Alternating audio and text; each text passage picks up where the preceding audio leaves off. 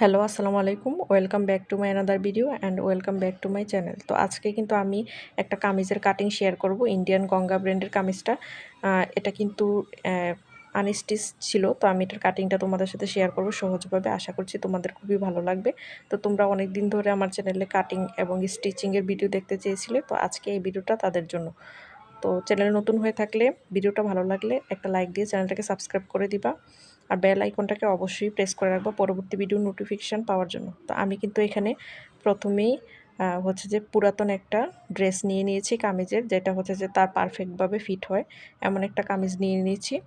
তো এটা যদি কুঁচকে থাকে তোমরা চাইলে একটু আয়রন করে নিতে পারো, তাহলে মাপটা এক্সাক্ট আসবে। যেহেতু আমারটা বেশি কুঁচকানো না, সেজন্য আমি এখানে আয়রন করিনি।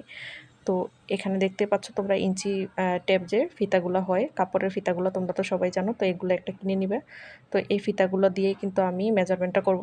তো এখানে তার বডির মাপ হচ্ছে 24। তো আমি এখানে যতটা পারছি একদম টান দিয়ে কাপড়টা মানে টেনে টেনে ফিতাটা উপরে ধরবো, যাতে বডির মাপটা এক্সাক্ট হয়।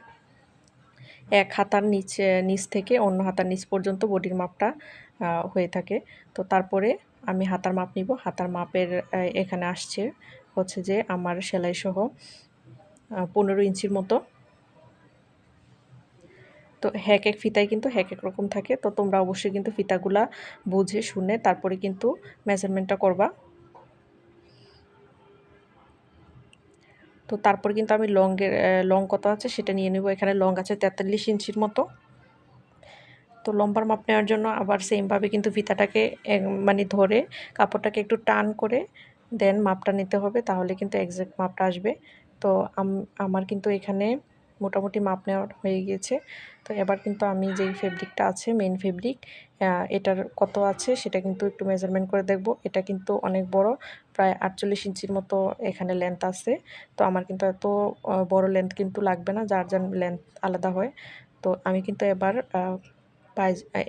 কিন্তু আবার আমি জামার হিপের যে মাপটা আছে, মানে জামার যে কাটা হয় কামিজের যার উপরের অংশটা, সেখানে আমি টেনে টেনে হিপের মাপটা নিয়ে নিয়েছি। 24 এসেছিল।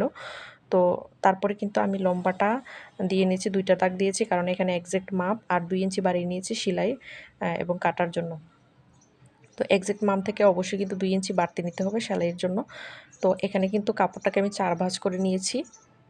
দেখতেই পাচ্ছ 4 ভাঁজ করে নিয়েছি। তারপরে আমি কাপড়টাকে একটু মেজারমেন্ট করে নিচ্ছি এখানে কতটুকু আছে, বডির মাপ হবে কিনা। তো আমার কাপড়ের বহর কিন্তু মোটামুটি অনেক বেশি। তো আমি কিন্তু এখান থেকে হচ্ছে যে গলার মাপটা নিব। তো গলার মাপ এখানে 8 ইঞ্চি নিয়েছি আমি। যেহেতু আমি যার জন্য মেক করছি সে একটু মোটা, সেজন্য আমি 8 নিয়ে নিলাম এখান থেকে। এই ফিতাটাকে সোজা করে ধরে কিন্তু 8 নিয়ে নিলাম। তো আমি যেখানে মাপটা নিচ্ছি সেটা কিন্তু বন্ধ সাইড আমার দিকটা, আর সামনের অংশটা কিন্তু খোলা সাইড। তো এভাবে কিন্তু ফিতাটাকে আবার হচ্ছে যে সোজা করে ধরে নিব। তারপরে কিন্তু এখানে 7.5 ইঞ্চিতে আমি মার্কিং করে দিলাম। তারপরে একটা লম্বা দাগ আমি করে নিব। তোমরা কিন্তু চাইলে স্কেলও ব্যবহার করতে পারো। তো এভাবে কিন্তু আমি বডির মাপটা নিয়ে নেব। এখানে বডির মাপকে আমি হচ্ছে 2 দিয়ে ভাগ দিয়ে নিয়েছিলাম। তো এখানে এসেছিল 13। তো 13টাকে আমি এখানে দিয়ে নিলাম। তারপরে হচ্ছে যে এখানে 14 12তে হচ্ছে যে আমি একটা দাগ দিয়ে নিব। এখানে হচ্ছে আমি কাটার দিব কামিজে, সেজন্য। তো এখান থেকে আমি হিপের মাপটা নিব। হিপের মাপটা ছিল আমার ওখানে 24। তো এখানে আমি একটু বাড়িয়ে নিব।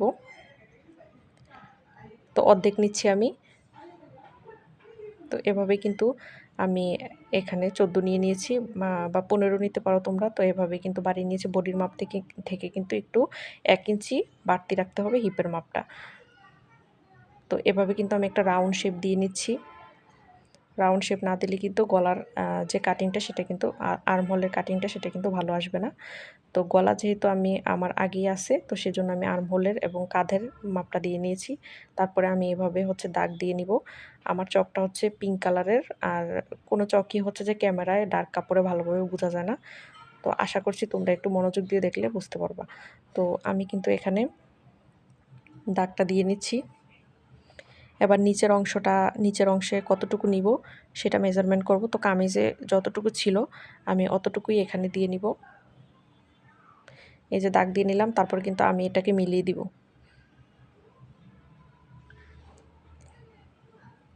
তো আমি একটু দাগটা ভালোভাবে দেওয়ার চেষ্টা করতেছি, কারণ ক্যামেরাতে ভালোভাবে বোঝা যাচ্ছে না। তো আমি এখানে কিন্তু একটু রাউন্ড শেপ দিয়ে নিয়েছি, যেহেতু কামিজের ঘেরটা অনেক বেশি, তো আমি এখানে কিন্তু রাউন্ড শেপটা দিয়ে নিয়েছি, তাহলে কিন্তু দেখতে ভালো লাগবে আর কি। তারপরে আমি এখানে কাটিং করে নিচ্ছি। কাটিংটা করার সময় কিন্তু উপর থেকে কাটিং করতে হবে, আর ড্রেসটাকে কিন্তু নাড়ানো যাবে না।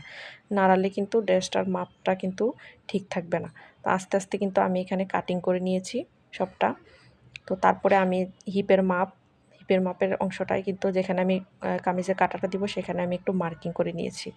তারপরে হচ্ছে যে কামিজের যে গলাটা ছিল সেটা একটু ছোট ছিল, যেহেতু এখানে কাজ আছে, কামিজের গলা করার সময় কিন্তু কাজটা হচ্ছে যে ভিতরে চলে যেতে পারে, সেজন্য কিন্তু আমি এখানে একটু চিন্তা ভাবনা করে এখানে কাটিং করব। তো এখানে কিন্তু আমি বাড়তি কাপড় নিয়ে নিয়েছি। বাড়তি কাপড় থেকে কিন্তু আমি 4 এবং 3, এই যে এখান থেকে কিন্তু 2.5 নিলাম। তারপরে আমি নিচের অংশে নিব 4, এভাবে কিন্তু আমি কাটিং করে নিব। এই যে, তো নিচের অংশে নিব আমি 4, তো নিয়ে কিন্তু আমি ফেব্রিকটা কাটিং করে নিয়েছি। যে বাড়তি অংশটা আছে সেটা কিন্তু আমি ফেলে দিব। তো তারপরে কিন্তু আমি এই যে কাটিং করে নিলাম সোজাভাবে।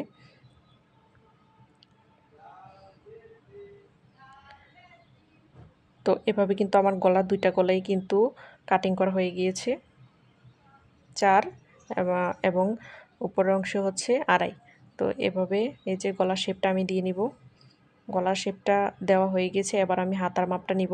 হাতার মাপের জন্য আমার মেজারমেন্ট যত অতই আমি নিব, আর বাড়তি অংশটা যেটা আছে সেটা কিন্তু কেটে দিব। তো বন্ধ সাইডটা কিন্তু আমার দিকে, আর খোলা সাইডটা কিন্তু সামনের দিকে। তো আমি কিন্তু হাতার মাপ নেওয়ার সময় এখানে একটু রাউন্ড শেপ করে দিয়ে নিয়েছিলাম আর্মহোলটা, কারণ এখানে জয়েন করতে হবে আমার।